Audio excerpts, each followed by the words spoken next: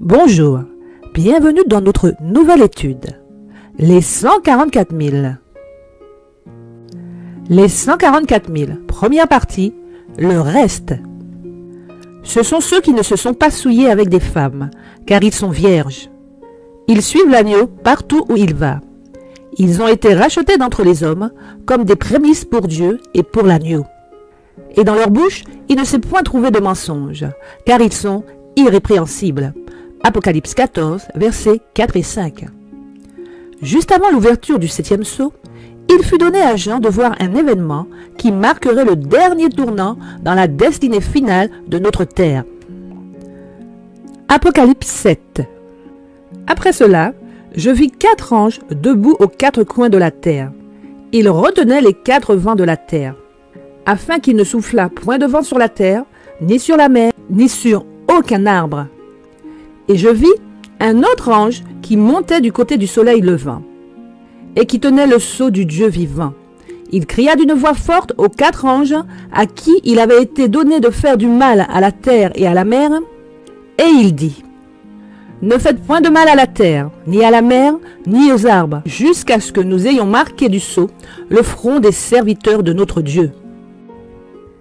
Et j'entendis le nombre de ceux qui avaient été marqués du sceau, 144 000, de toutes les tribus des fils d'Israël. De la tribu de Juda, 12 000 marqués du sceau. De la tribu de Ruben, 12 000. De la tribu de Gad, 12 000. De la tribu d'Azer, 12 000. De la tribu de Nephtali, 12 000. De la tribu de Manassé, 12 000. De la tribu de Siméon, 12 000. De la tribu de Lévi, 12 000. De la tribu d'Issachar, 12 000. De la tribu de Zabulon, 12 000. De la tribu de Joseph, 12 000. De la tribu de Benjamin, 12 000 marqués du sceau. Après cela, je regardais, et voici, il y avait une grande foule que personne ne pouvait compter, de toute nation, de toute tribu, de tout peuple et de toute langue. Ils se tenaient devant le trône et devant l'agneau, revêtus de robes blanches et des palmes dans leurs mains. Ils criaient d'une voix forte en disant : le salut est à notre Dieu qui est assis sur le trône et à l'agneau. Et tous les anges se tenaient autour du trône, et des vieillards, et des 4 êtres vivants. Et ils se prosternèrent sur leurs faces devant le trône, et ils adorèrent Dieu, en disant : Amen, la louange, la gloire, la sagesse, l'action de grâce, l'honneur, la puissance et la force soient à notre Dieu, au siècle des siècles. Amen. Et l'un des vieillards prit la parole et me dit : ceux qui sont revêtus de robes blanches, qui sont-ils et d'où sont-ils venus ?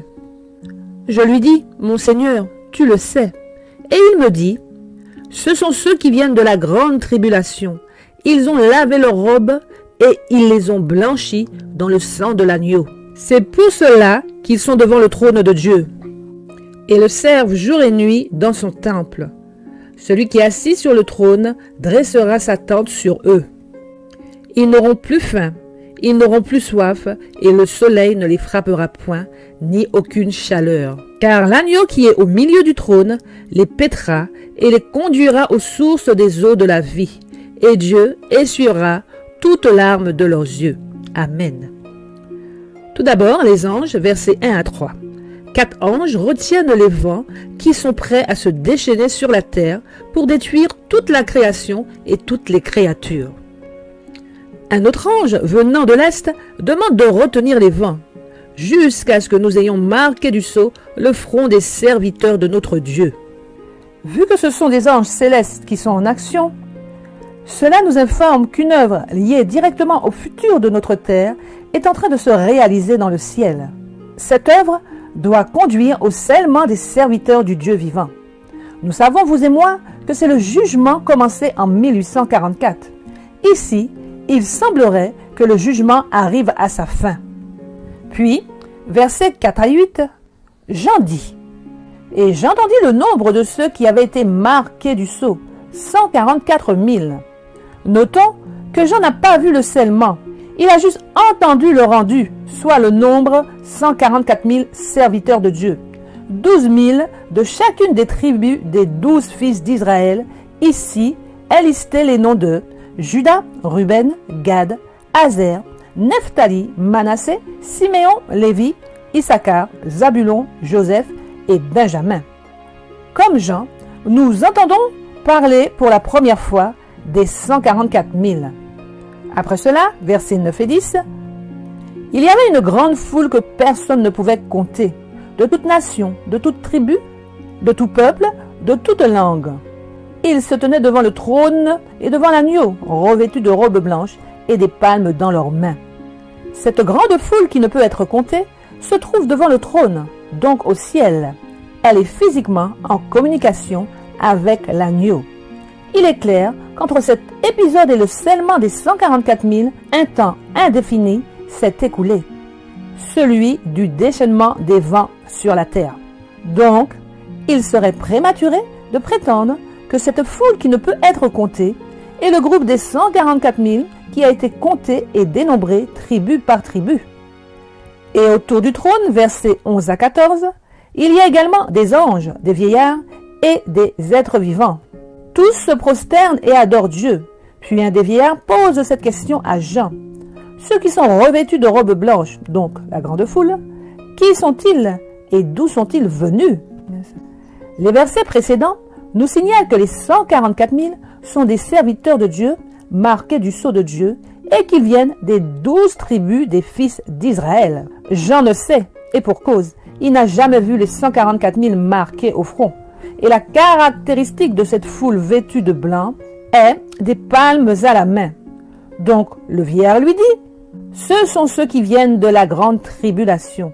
Ils ont lavé leurs robes et ils les ont blanchis dans le sang de l'agneau. Mes amis, voilà donc l'événement qui était retenu par les 4 anges. La libération des vents entraînera une grande tribulation pour les serviteurs de Dieu. Ceux qui ont vaincu sont ceux qui ont lavé leurs robes et les ont blanchis dans le sang de l'agneau. Remarquons que ce sont eux qui font la démarche de laver leurs robes et le sang de l'agneau les a blanchis. Cette tribulation a impliqué des choix alors qu'ils souffraient de la faim, qu'ils avaient soif et que le soleil les frappait. Verset 16. Au chapitre 14 du livre de l'Apocalypse, Jean voit et reconnaît les 144 000 et il peut nous préciser exactement leur entrée dans l'histoire de notre monde. Apocalypse 14, versets 1 à 5. Je regardais, et voici, l'agneau se tenait sur la montagne de Sion, et avec lui 144 000 personnes, qui avaient son nom et le nom de son Père écrit sur leur front. Et j'entendis du ciel une voix comme un bruit de grandes eaux, comme un bruit de grand tonnerre, et la voix que j'entendis était comme celle des joueurs de harpe jouant de leur harpe. Et ils chantaient un cantique nouveau devant le trône et devant les 4 êtres vivants et les vieillards. Et personne ne pouvait apprendre le cantique si ce n'est les 144 000 qui avaient été rachetés de la terre. Ce sont ceux qui ne se sont pas souillés avec des femmes, car ils sont vierges. Ils suivent l'agneau partout où il va. Ils ont été rachetés d'entre les hommes comme des prémices pour Dieu et pour l'agneau. Et dans leur bouche, il ne s'est point trouvé de mensonge, car ils sont irrépréhensibles. Ici, Jean voit clairement les 144 000. Il indique qu'ils sont des individus au nombre de 144 000. Il voit sur le front le sceau de Dieu qui est le nom de l'agneau et le nom de son Père écrit sur leur front. L'agneau est sur la montagne et non au milieu du trône. Donc, cet épisode se déroule bien sur la terre. Ils sont scellés. Donc, s'ils sont scellés, les vents sont lâchés. Ils ont une particularité qui les rend inébranlables alors que la grande tribulation a commencé. Puis Jean décrit les 144 000 ainsi. Et la voix que j'entendis était comme celle des joueurs de harpe jouant de leur harpe. Ce sont des joueurs de harpe, donc devant le trône, ils ont des harpes et non des palmes à la main. C'est un groupe à part, car Il chantait un cantique nouveau devant le trône et devant les 4 êtres vivants et les vieillards. Et personne ne pouvait apprendre le cantique, si ce n'est les 144 000 qui avaient été rachetés de la terre.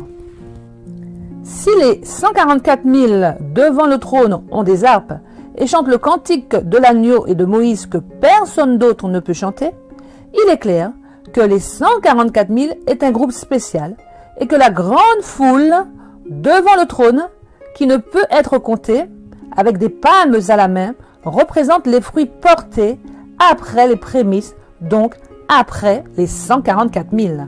Le prophète Élie est le seul prophète de l'Éternel qui fut transmué sans passer par la mort. Il est le type des 144 000. Son histoire va donc nous aider à comprendre qui sont les 144 000 et quel est le temps de leur mission dans l'histoire de notre monde. Premier livre des rois, chapitre 16. Akab, fils d'Omri, régna sur Israël la 38e année d'Asa, roi de Juda. Akab, fils d'Omri, régna 22 ans sur Israël à Samarie. Notons déjà que le roi Akab est roi d'Israël et non de Juda. Et comme si c'eût été pour lui peu de chose de se livrer au péché de Jéroboam, fils de Nébat, il prit pour femme Jézabel, fille d'Edbaal, roi des Sidoniens, et il alla servir Baal et se prosterner devant lui. Il éleva un autel à Baal dans la maison de Baal qu'il établit à Samarie. Il fit une idole d'Astarté. Akab fit encore plus que tous les rois d'Israël qui avaient été avant lui, pour irriter l'Éternel, le Dieu d'Israël. Donc, nous voyons que le roi Akab perpétue les péchés de ses pères et va jusqu'à se lier par mariage à la princesse de Sidon qui elle-même est prophétesse de Baal. Ce roi d'Israël, censé représenter l'Éternel Dieu, va au contraire plonger le peuple de Dieu dans une apostasie totale, le conduisant à adorer Baal et de persécuter les prophètes de Dieu. Car Jézabel extermina les prophètes de l'Éternel. 1 Roi 18, verset 4. Premier point, notre histoire commence dans un temps d'apostasie totale. 1 Roi chapitre 17. Élie, le Tishbite, l'un des habitants de Galade, dit à Akab: L'Éternel est vivant, le Dieu d'Israël, dont je suis serviteur. Il n'y aura ces années-ci ni rosée ni pluie, sinon à ma parole. Élie, serviteur de Dieu, s'oppose seul à Akab et prédit le malheur sur le pays à cause de l'apostasie. Il prophétise, donc il possède l'esprit de la prophétie. Deuxième point, le serviteur de Dieu est le seul qui ose s'opposer au roi. Alors, la parole de l'Éternel lui fut adressée en ces mots. Lève-toi, va à Sérepta, qui appartient à Sidon, et demeure là. Voici, j'y ai ordonné à une femme veuve de te nourrir. Il se leva et alla à Sérepta. Comme il arrivait à l'entrée de la ville, voici, il y avait une femme veuve qui ramassait du bois. Élie est envoyé en territoire étranger où il instruira cette veuve qui finira par croire et accepter le Dieu d'Israël comme son Dieu. Troisième point, Élie, ne pouvant plus se cacher du roi qui cherche à le tuer, est envoyé en territoire étranger, où Dieu manifestera sa bonté pour cette veuve et son fils. Après ces choses, le fils de la femme, maîtresse de la maison, devint malade et sa maladie fut si violente qu'il ne resta plus en lui de respiration. Cette femme dit alors à Élie: Qu'y a-t-il entre moi et toi, homme de Dieu? Es-tu venu chez moi pour me rappeler le souvenir de mon iniquité et pour faire mourir mon fils? Il lui répondit: Donne-moi ton fils. Et il le prit du sein de sa mère, le monta dans la chambre haute où il demeurait et le coucha sur son lit. Puis il invoqua l'Éternel et dit: Éternel mon Dieu, est-ce que tu affligerais au point de faire mourir son fils, même cette veuve chez qui j'ai été reçu comme un hôte? Et il s'étendit 3 fois sous l'enfant, invoqua l'Éternel et dit: Éternel mon Dieu, je t'en prie, que l'âme de cet enfant revienne au-dedans de lui. L'Éternel écouta la voix d'Élie, et l'âme de l'enfant revint au-dedans de lui, et il fut rendu à la vie. Élie prit l'enfant, le descendit de la chambre haute dans la maison et le donna à sa mère. Et Élie dit, « Vois, ton fils est vivant. » Élie a également le don de guérison et de ressusciter. Quatrième point, le serviteur de Dieu possède plusieurs dons de l'esprit. Et la femme dit à Élie, « Je reconnais maintenant que tu es un homme de Dieu et que la parole de l'Éternel dans ta bouche est vérité. » Il n'y a pas de mensonge dans la bouche du serviteur de Dieu. Cinquième point, le serviteur de Dieu est irrépréhensible. 1 Roi 18. Bien des jours s'écoulèrent et la parole de l'Éternel fut ainsi adressée à Élie dans la 3e année. Va, présente-toi devant Akab et je ferai tomber de la pluie sur la face du sol. Et Élie alla se présenter devant Akab. La famine était grande en Samarie. Et Akab fit appeler Abdias, chef de sa maison. Or, Abdias craignait beaucoup l'Éternel. Et lorsque Jézabel extermina les prophètes de l'Éternel, Abdias prit 100 prophètes qu'il cacha 50 par 50 dans une caverne. Et il les avait nourris de pain et d'eau. 6e point, notons ici que 100 autres prophètes à part Élie ont dû se cacher de ce roi apostat et sa femme. Mais Élie dit, « L'Éternel des armées dont je suis le serviteur est vivant. Aujourd'hui, je me présenterai devant Akab. » Abdias étant allé à la rencontre d'Akab, l'informa de la chose, et Akab se rendit au-devant d'Élie. À peine Akab aperçut-il Élie, et qu'il lui dit, « Est-ce toi qui jettes le trouble sur Israël ?» Élie répondit, « Je ne trouve point Israël, c'est toi au contraire, et la maison de ton père, puisque vous avez abandonné les commandements de l'Éternel, et que tu es allé après les Baals. » 7e point, une confrontation directe avec le roi apostat. Alors, Élie s'approcha de tout le peuple et dit, « Jusqu'à quand clocherez-vous des deux côtés? Si l'Éternel est Dieu, allez après lui. Si c'est Baal, allez après lui. » Le peuple ne répondit rien. Et Élie dit au peuple, « Je suis resté seul des prophètes de l'Éternel, et il y a 450 prophètes de Baal. » 8e point, le serviteur de Dieu met le peuple apostat face à sa responsabilité. Élie dit alors à tout le peuple, « Approchez-vous de moi. » Tout le peuple s'approcha de lui. Et Élie rétablit l'autel de l'Éternel qui avait été renversé. Il prit 12 pierres, d'après le nombre des 12 fils de Jacob, auxquels l'Éternel avait dit, « Israël sera ton nom. » Au moment de la présentation de l'offrande, Élie le prophète s'avança et dit, « Éternel Dieu d'Abraham, d'Isaac et d'Israël, que l'on sache aujourd'hui que tu es Dieu en Israël, que je suis ton serviteur et que j'ai fait toutes ces choses par ta parole. Réponds-moi, Éternel, réponds-moi, afin que ce peuple reconnaisse que c'est toi, Éternel, qui es Dieu, et que c'est toi qui ramènes leur cœur. » Et le feu de l'Éternel tomba, et il consuma l'holocauste, le bois, les pierres et la terre, et il absorba l'eau qui était dans le fossé. Quand tout le peuple vit cela, ils tombèrent sur leur visage et dirent, « C'est l'Éternel qui est Dieu, c'est l'Éternel qui est Dieu. » 9e point, par un miracle, le serviteur de Dieu amène le peuple apostat à confesser que l'Éternel est Dieu. 1 Roi 19. Akab rapporta à Jézabel tout ce qu'avait fait Élie et comment il avait tué par l'épée tous les prophètes. Jézabel envoya un messager à Élie pour lui dire, « Que les dieux me traitent dans toute leur rigueur si demain à cette heure, je ne fais pas de ta vie ce que tu as fait de la vie de chacun d'eux. » Le roi apostat, n'ayant aucun pouvoir sur Élie, au lieu de revenir de ses mauvaises voies, charge sa compagne de continuer à harceler et tyranniser Élie.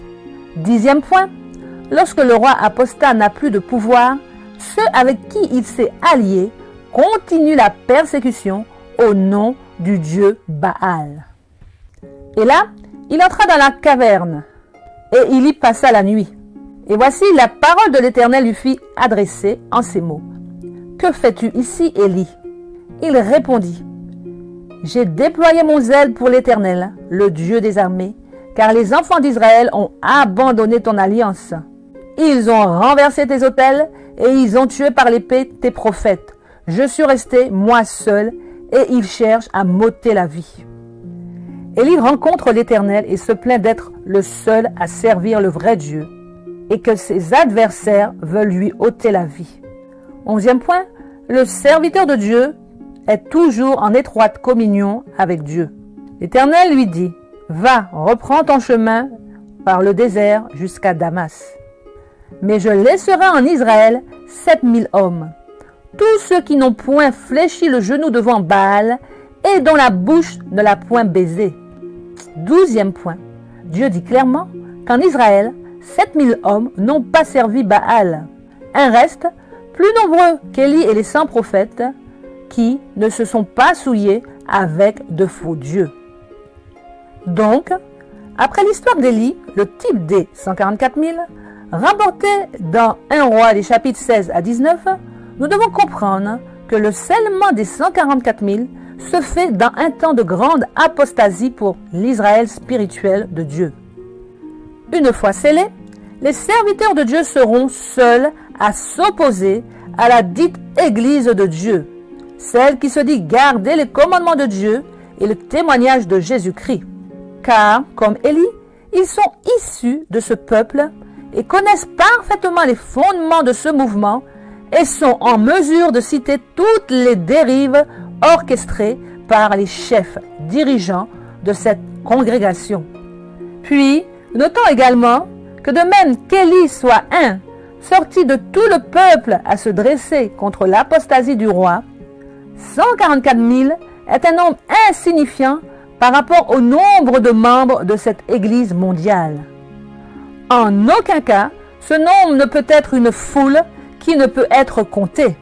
Donc, comme le confirme Jean au chapitre 14, verset 4 du livre de l'Apocalypse, il s'agit de prémices, des premiers à sortir pour la cause de Dieu.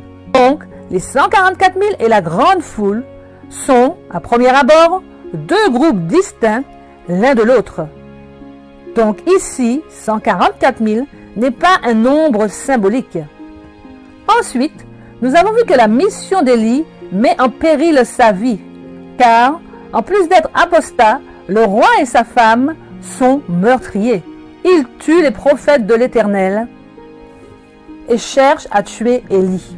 Donc Dieu le cache chez une veuve à Sidon, dans le pays même des Baals.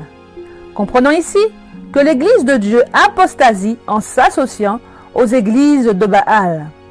Et par contrat, elle fera la guerre aux 144 000 à coup d'interdiction de prêcher et certainement des menaces de mort.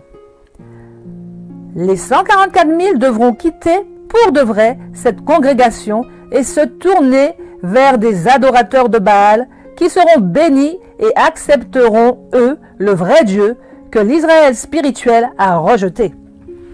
Comme Élie, les 144 000 seront en mesure de faire parmi ces peuples étrangers des miracles, voire même des résurrections, car ils posséderont plusieurs dons de l'esprit. Leurs œuvres démontreront qu'ils sont irrépréhensibles et que dans leur bouche, il ne se trouve que la vérité. Puis, la rage et la cruauté des dirigeants et leurs alliés pousseront d'autres groupes à se cacher loin de cette congrégation qui est la leur. Si Élie représente à lui tout seul le groupe des 144 000, nous pouvons partir de ce principe et considérer que chacun des 100 prophètes cachés par Abdias représente également un groupe. Donc, comptons 100 groupes d'individus.